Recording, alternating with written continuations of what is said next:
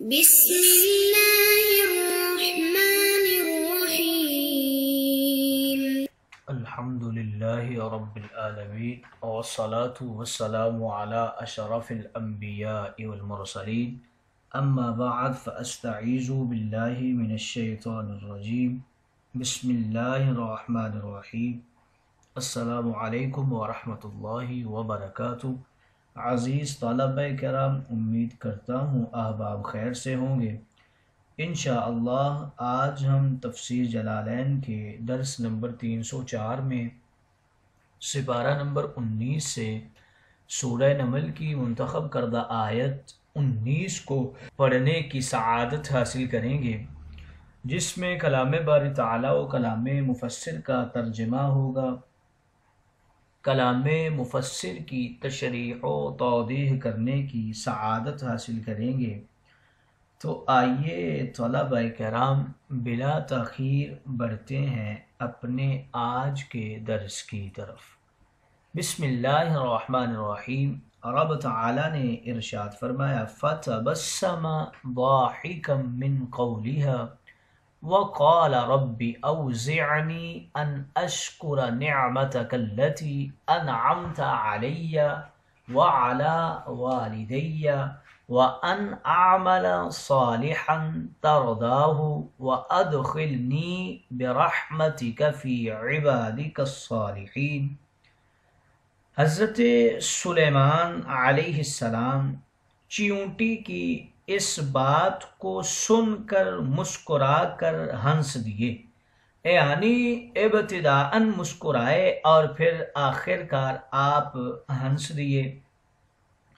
اور سلیمان علیہ السلام نے چیونٹی کی بات 3 میل سے سن لی تھی۔ ہوا نے اس بات کو حضرت سلیمان تک پہنچا دیا تھا۔ چنانچہ سلیمان جب وادی کے قریب پہنچے تو اپنے لشکر کو روک لیا،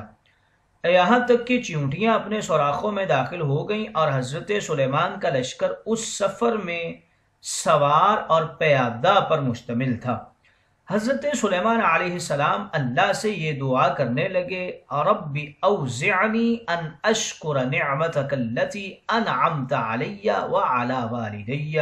وان اعمل صالحا ترضاہ وادخلنی برحمتک فی عبادک الصالحین۔ اے میرے پروردگار،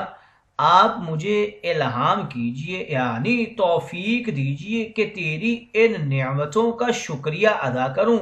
جو تو نے میرے اور میرے والدین کو عطا فرمائی ہیں، اور یہ کہ میں ایسے اعمال کرتا رہوں جن سے تو بھی خوش رہے، اور اپنی رحمت سے مجھے اپنے نیک بندوں یعنی انبیاء اور اولیاء میں داخل فرما۔ آئیے طلبہ کرام ترجمہ کے بعد بڑھتے ہیں آج کے درس کی تشریح و توضیح کی طرف۔ حضرت سلیمان علیہ السلام نے چیونٹیوں کی بات کو سن لیا تھا، اور اللہ کی مخلوق میں سے جو کوئی بھی بات کرتا تھا آپ اس کی بات کو سن لیتے تھے۔ ہوا اس بات کو سلیمان علیہ السلام کے کانوں تک پہنچا دیا کرتی تھی۔ مقاتل نے کہا ہے کہ حضرت سلیمان نے چیونٹی کی بات کو 3 میل کی مسافت سے سن لیا تھا۔ اگر یہ اعتراض کیا جائے کہ حضرت سلیمان اور ان کا لشکر تو تخت پر تھا اور ہوا ان کو اڑا کر لے جا رہی تھی، جب وہ فضا میں تھے تو ان سے چیونٹیوں کو روندنا کس طرح مقصود ہو سکتا ہے، حتیٰ کہ چیونٹیوں کی مالکہ کو ان سے ڈرانے کی ضرورت پیش آتی؟ اس کا جواب یہ ہے کہ صرف حضرت سلیمان تخت پر ہوا کرتے تھے اور ہوا میں پرواز کر رہے تھے، اور ان کا لشکر سواروں اور پیادوں پر مشتمل تھا۔ اور یہ بھی ہو سکتا ہے کہ یہ واقعہ حضرت سلیمان کے لیے ہوا کے مسخر کرنے سے پہلے پیش آیا ہو۔ بعض روایات میں ہے کہ جب حضرت سلیمان وادی نمل میں پہنچے تو آپ نے لشکر کو روک لیا، یہاں تک کہ چیونٹیاں اپنے اپنے بلوں میں داخل ہو گئیں۔ علامہ سید محمود آلوسی آپ لکھتے ہیں کہ اس چیونٹی کا کلام حضرت سلیمان کا معجزہ تھا، جیسے گو اور بکری کے گوشت کا کلام حضور سیدنا محمد صلی اللہ علیہ وسلم کا معجزہ تھا۔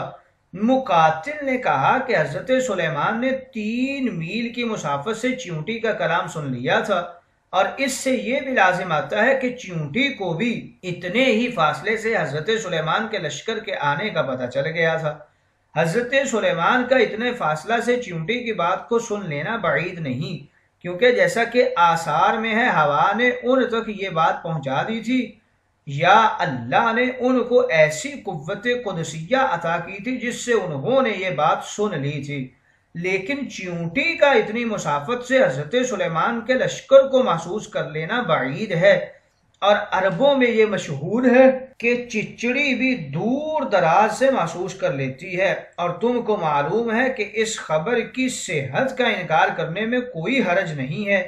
ایک قول یہ ہے کہ حضرت سلیمان نے کوئی آواز مطلقاً نہیں سنی تھی، چیونٹی کے دل میں جو بات تھی اللہ تعالیٰ نے ان کے دل میں الہام کر دیا تھا۔ اس بحث کے آخر میں علامہ آلوسی لکھتے ہیں کہ اس آیت کی تفسیر میں ان تاویلات کی کوئی ضرورت نہیں ہے، اور جو شخص چیونٹی کے احوال میں غور و فکر کرے گا اس کے نزدیک چیونٹی کے لیے نفس ناطقہ ہونا بعید نہیں، کیونکہ وہ سردیوں کے لیے گرمیوں میں اپنی خوراک کا ذخیرہ جمع کر لیتی ہے، اور شیخ اشراف نے اس پر دلائل قائم کیے ہیں کہ تمام حیوانات کے لیے نفس ناطقہ ثابت ہے۔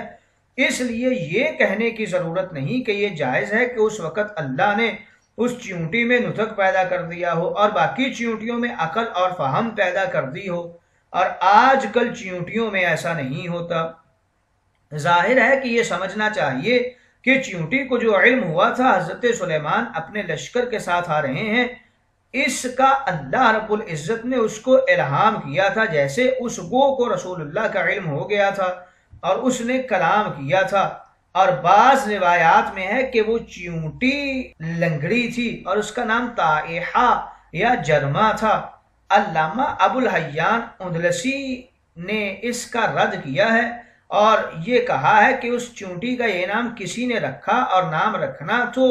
بنو آدم کے ساتھ مختص ہے۔ علامہ آلوسی ان سے اختلاف کرتے ہیں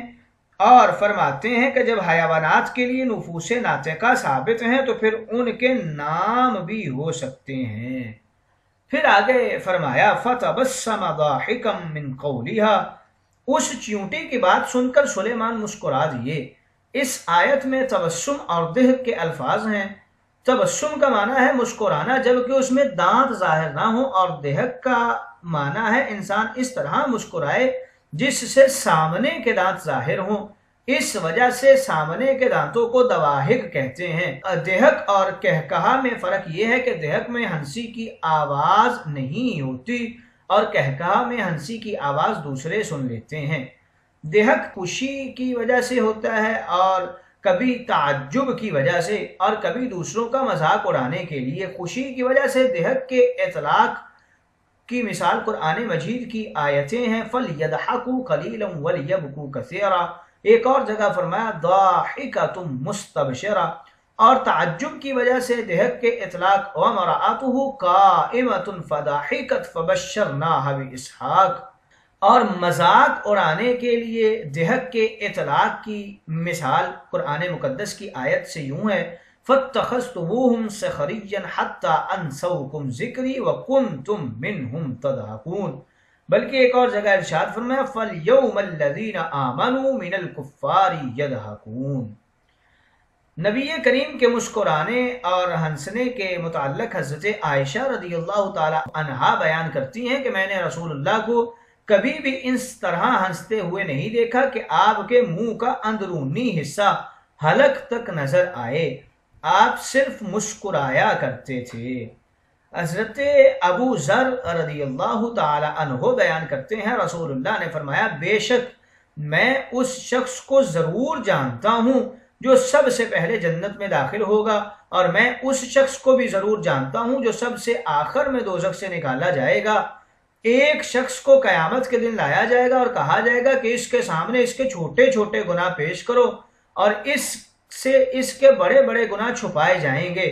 ان سے کہا جائے گا تو نے فلاں فلاں دن یہ کام کیا تھا، وہ اقرار کرے گا اور کسی گناہ کا انکار کرے گا، وہ اپنے بڑے بڑے گناہوں سے ڈر رہا ہوگا۔ پھر کہا جائے گا اس کے ہر گناہ کے بدلے اس کو نیکی دے دو۔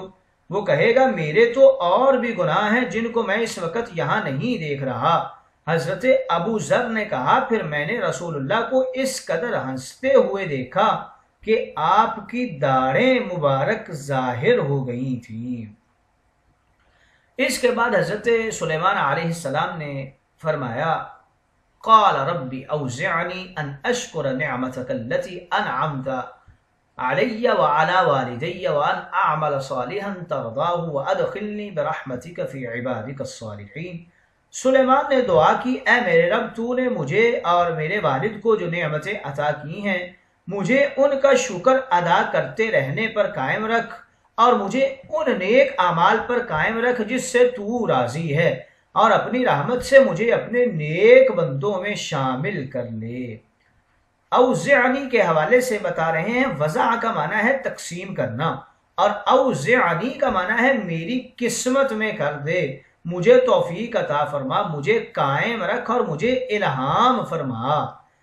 جب حضرت سلیمان نے چیونٹی کا کلام سنا تو آپ نے لشکر کو دیکھا، اس نعمت پر اللہ کا شکر ادا کیا اور پھر یہ دعا کی کہ مجھے شکر ادا کرنے پر قائم رکھ اور اسی پر جما دے۔ حضرت عمر بن عبد العزیز نے کہا ہے کہ نعمت وحشیہ ہے اور بھاگ جانے والی ہے، اس کو ادائیگی شکر کے ساتھ باندھ کر رکھو۔ حضرت سلیمان کو علم، نبوت، ملک، عدل اور پرندوں کے کلام کی فہم کی نعمت عطا کی تھی، اور ان کے والد حضرت داؤد کو نبوت، پہاڑوں اور پرندوں کی تسبیح کی فہم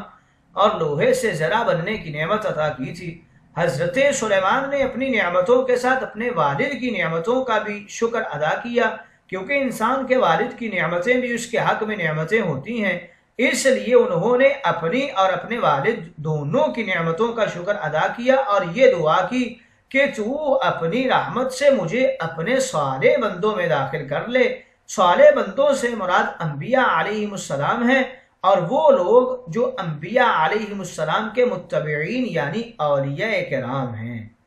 اللہ رب العزت نے حضرت داؤد اور حضرت سلیمان پر اپنی نعمتوں کا ذکر کرنے کے بعد یہ حکم دیا تھا اعملوا آل داؤد شکرا وقلیل من عبادی الشکور، اے آل داؤد ان نعمتوں کا شکر ادا کرو،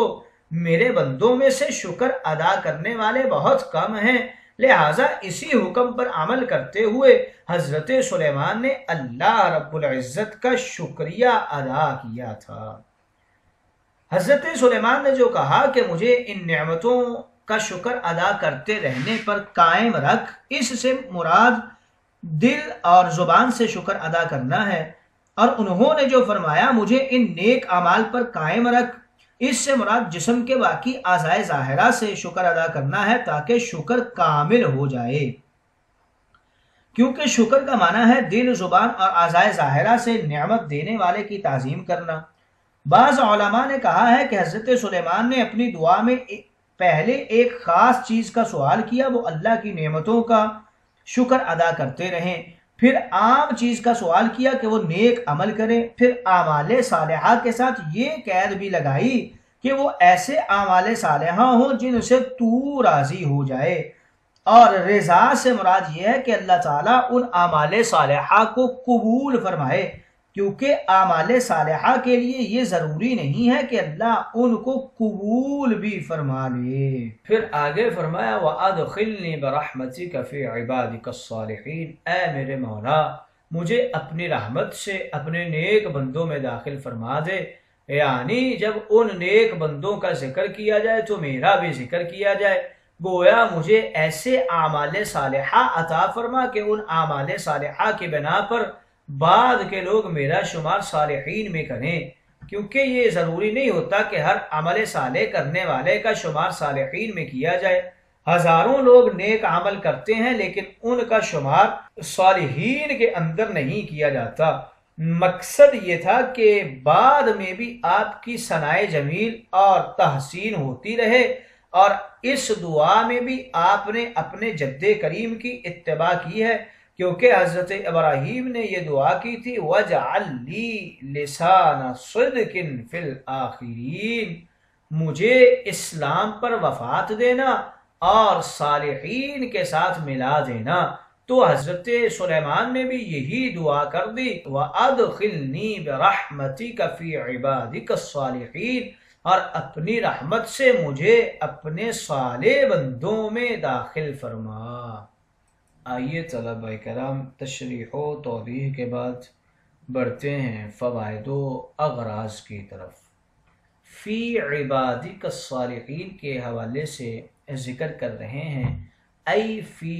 جملت عبادک الصالحین، حذف مضاف کے ساتھ ہے،